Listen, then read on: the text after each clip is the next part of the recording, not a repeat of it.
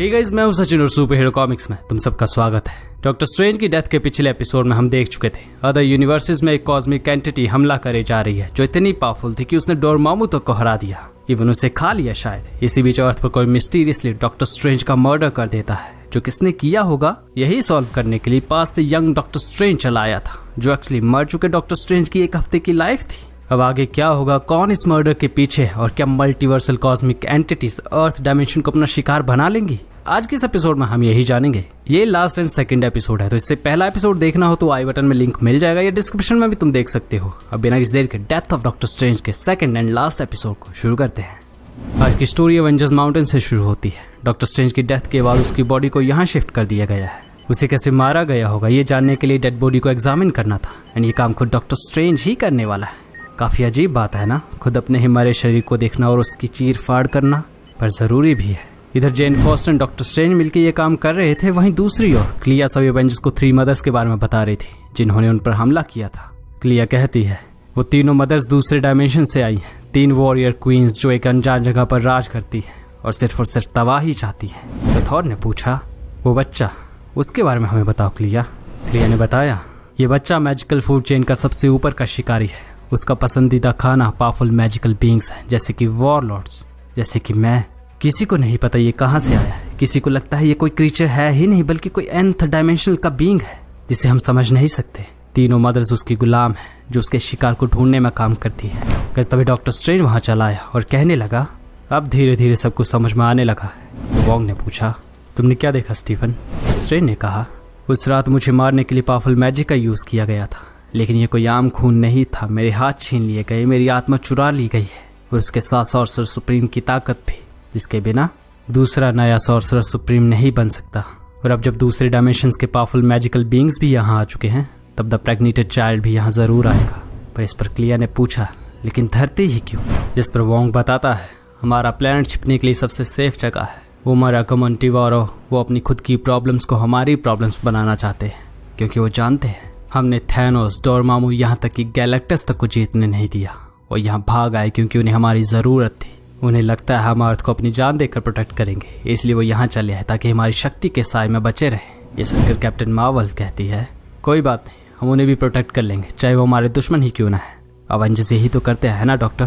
तो स्ट्रेंज ने कहा हाँ मुझे पता है तुम ये कर सकती है, लेकिन मुझे डर है हमें फिर भी सॉर्सरर सुप्रीम की जरूरत पड़ेगी और उसके लिए जो चाहिए वो हमारे पास नहीं है। मुझे सॉर्सरर सुप्रीम के ऑफिस को रिस्टोर करना होगा। अब मुझे पता चल चुका है कि मेरी मौत क्यों हुई है, बस अब किसने और कैसे मारा ये जानना है। इसके कुछ घंटों बाद न्यूयॉर्क सिटी के सैंक्टम सेंटोरम में क्लिया एक स्पिरिट को सम्मन कर रही थी जो स्पीड ऑफ थॉट से अब ये पता लगाएगी कि स्ट्रेंज की डेथ के बाद आयफ अगामोटो और क्लॉक ऑफ लेविटेशन कहाँ गए। वो अर्थ पर जिस भी जगह पर होंगे वहीं उन्हें स्ट्रेंज का कातिल मिलेगा। डॉक्टर स्ट्रेंज को क्लिया का ये प्लान काफी अच्छा लगा। वो उसे बात करने लगता है लेकिन क्लिया को सबसे पुरानी बातें याद आने लगी। वो स्ट्रेंज से कहती है तुमसे जुड़ी सारी यादें तुमने मेरे माइंड से मिटा दी थी और मैं सब कुछ भूल भी चुकी थी, लेकिन अब जब तुम मर चुके हो तब डेविल ने मेरी यादों को फिर से लौटा दिया ताकि मुझे और भी ज्यादा तकलीफ हो। कैसे स्ट्रेंज को नहीं पता था कि प्रेजेंट टाइम के डॉक्टर ने अपनी वाइफ क्लिया के साथ ऐसा क्यों किया था, लेकिन वो इसके लिए माफी मांगता है और कहता है मैं होता तो कभी भी तुम्हें नहीं छोड़ता क्लिया। क्लिया भी इमोशनल हो जाती है। वो स्ट्रेंज से फिर प्यार करना चाहती थी, लेकिन इस डॉक्टर स्ट्रेंज ने कह दिया मैं वो नहीं हूँ जिसे तुम जानती थी क्लिया, ये करना गलत होगा।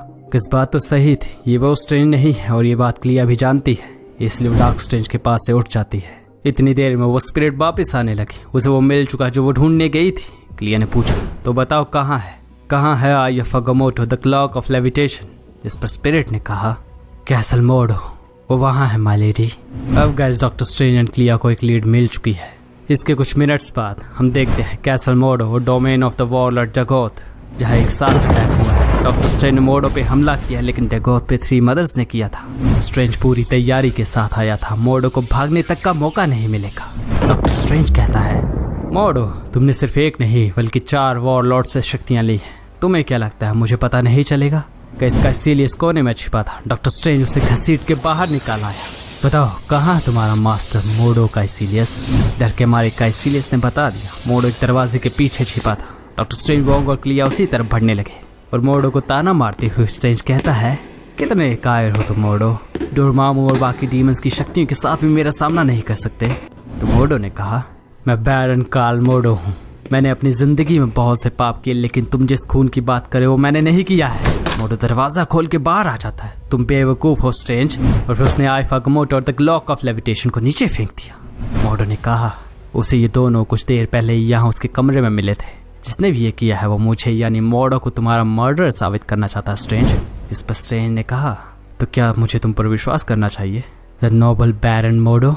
मोडो कहता है तो फिर तुम ये खुद से ही ना पूछ लो ब्रिलियंट डॉक्टर स्ट्रेंज। मैंने जिंदगी भर जिस चीज को करना चाहा उसे करने के बाद मैं ऐसे झूठ क्यों बोलूंगा। तुम्हारी मौत ही मेरा सबसे बड़ा सपना थी, लेकिन वो मेरे हाथ होनी चाहिए थी। चाहे कुछ भी हो, मोडो की बात में पॉइंट था और ये बात स्ट्रेंज भी समझ रहा है। मोडो ऐसा नहीं कर सकता। और फिर वो आइफ अगमोटो और द क्लॉक ऑफ लेविटेशन को लेकर वहां से चला गया। इसके कुछ देर बाद सैंक्टम सेंटोरम में स्ट्रेंज को एक मैसेज आता है, एक फुटेज जो एक ब्रिटिश ड्रोन ने ली थी। द प्रेग्नेंटेड चाइल्ड डेगोथ को कंज्यूम कर चुका है। ये देखते ही स्ट्रेंज सोचने लगा वक्त कम होते जा रहा। मोडो असली कातिल नहीं है तो कौन हो सकता है जिसके पास डॉक्टर स्ट्रेंज को मारने की ताकत और कारण दोनों हो।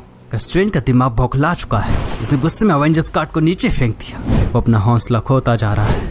तब एक्लिया ने कहा तुम वो स्ट्रेंज हो जो मास्टर ऑफ ब्लैक आर्ट्स है, एक नॉर्मल सॉर्सरर नहीं। तुम कुछ भी कर सकते हो, कुछ भी करने की ताकत रखते हो। यही बात बैट्स ने भी कही। वो स्ट्रेंज के पास आता है।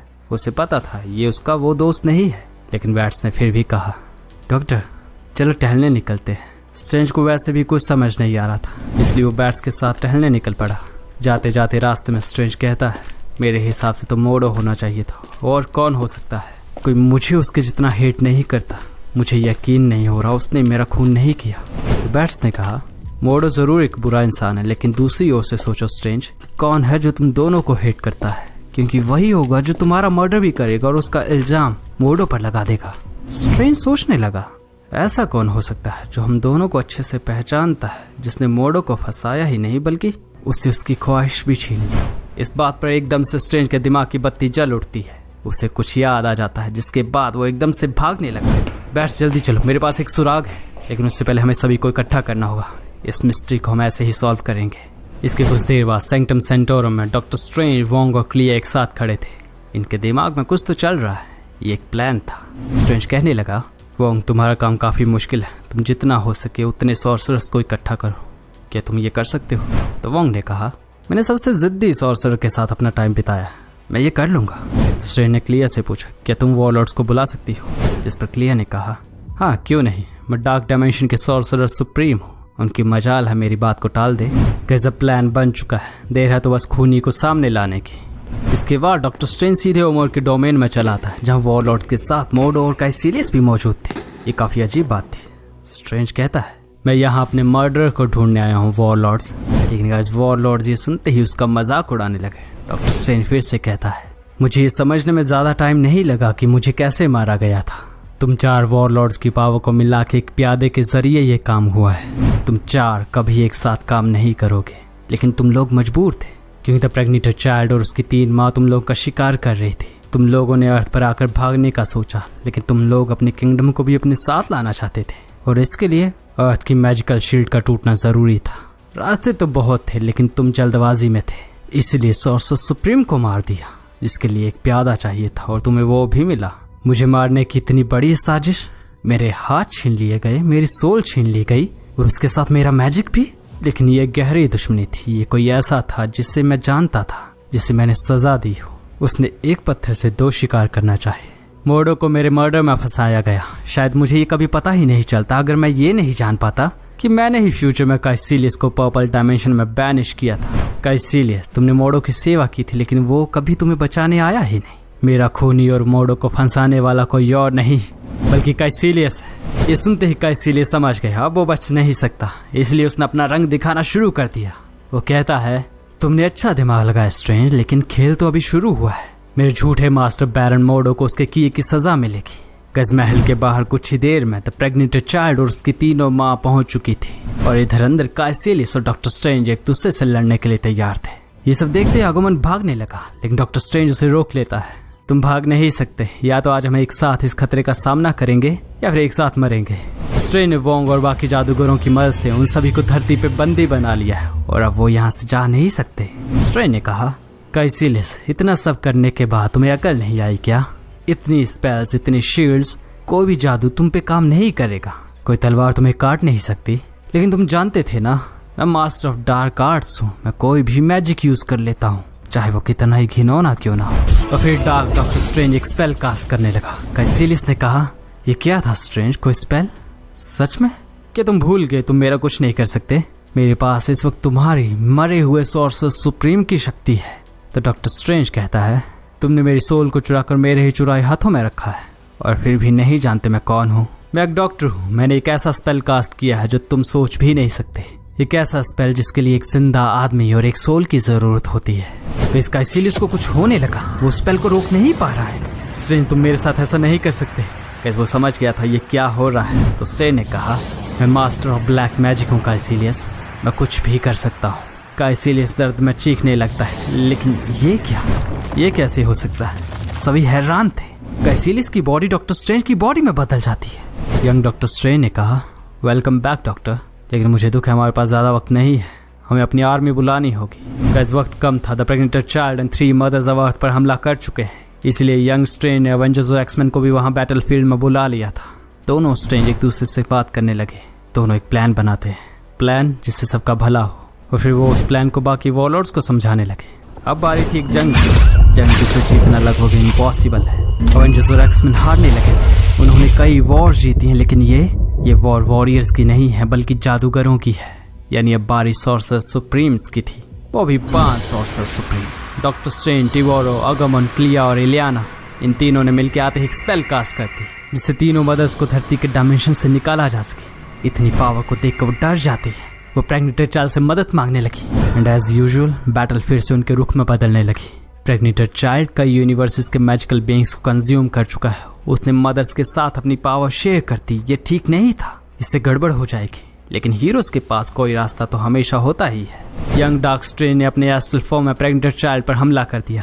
कैसे वो अपना बलिदान देने वाला था, और ऐसा वो करे भी क्यों ना। उसकी लाइफ अब बस कुछ मिनट्स की ही बची थी, जिसे आखिरी वक्त पर भी सही से यूज करना यही यंग स्ट्रेंज को सही लगा। लेकिन प्रेग्नेंट चाइल्ड वो उसे आसानी से पकड़ लेता और निगलने लगा। चाइल्ड को लगा वो जीत चुका है क्योंकि वो स्ट्रेंज को खा चुका है। लेकिन यही तो प्लान था। अगर स्ट्रेंज फिजिकल फॉर्म में उसके अंदर जाता तो वो मारा जाता, लेकिन एस्ट्रल फॉर्म में उसको एक खरोंच तक नहीं आई। अंदर प्रेग्नेंट चाइल्ड ने आज तक जितना मैजिक कंज्यूम किया था वो सब मौजूद था, बिल्कुल एक पेट्रोल टैंक की तरह, जिसे बस एक चिंगारी की जरूरत थी। और अब वो उसे स्ट्रेंज के रूप में मिल चुकी है। गाइस, यंग डार्क स्ट्रेंज उसे अंदर से खत्म करने लगा। तो प्रेजेंट डॉक्टर स्ट्रेंज ने इसी मौके का फायदा उठाया और प्रेग्नेंट चाइल्ड एंड सभी तीनों मदर्स को डिस्ट्रॉय करके दूसरे डायमेंशन में भेज दिया। इस तरह ये वॉर एंड होती है और डॉक्टर स्ट्रेंज की मर्डर मिस्ट्री भी, जिसमें वो मरकर भी वापस आ जाता है। एवेंजर्स और एक्समैन अब सबने शांति की सांस ली, और क्लिया ने भी। लेकिन डॉक्टर स्ट्रेंज, उसे ये नसीब नहीं होगा, क्योंकि मौत को कुछ टाइम के लिए धोखा दिया जा सकता है, लेकिन उससे बचना और मात देना यह इम्पॉसिबल है। डॉक्टर स्ट्रेंज भी ये जानता था। यंग स्ट्रेंज तो ऑलरेडी अपनी जिंदगी पूरी करके इस दुनिया से जा चुका है, और अब प्रेजेंट स्ट्रेंज की बारी थी। क्लिया अपनी वाइफ को एक किस करते ही स्ट्रेंज इस दुनिया से वैनिश हो जाता है। This was the end of sorcerer supreme doctor Strange. Who knows अब आगे क्या होगा। लेकिन तुम ये भी जानते हो एक दिन वो वापस जरूर आएगा, चाहे वो कैसे भी आए।